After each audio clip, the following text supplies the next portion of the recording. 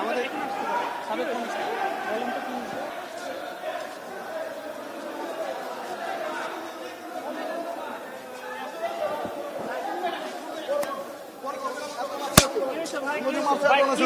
ভাই? হ্যাঁ ভাইয়া, হ্যালো।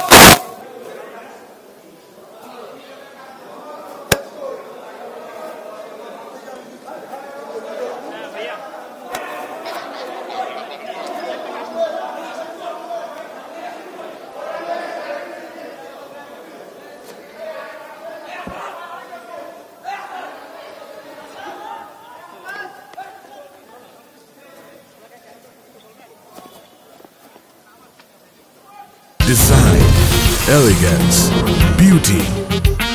সেরা পণ্য সবার জন্য Jevico.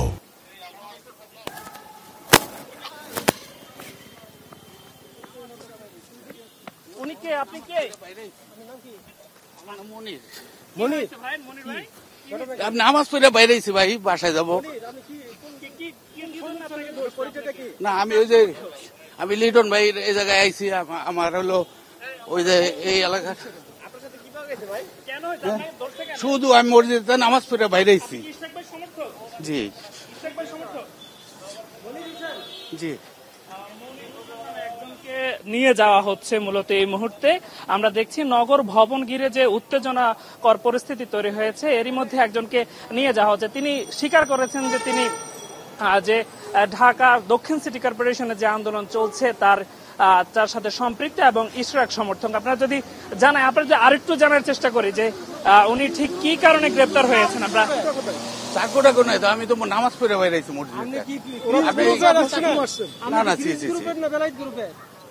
আমি ভাই আমার একটা বন্ধু আইছে, ও আমারে ওই জায়গায় আমি নামাজ পড়ে না না না এখানে ভিতরের লোকজন জানে ভালো বিষয়টা। আমি মসজিদে নামাজ পড়ে লোকজনে ধরে আমাদেরকে দিছে, আমরা নিয়ে যাচ্ছি।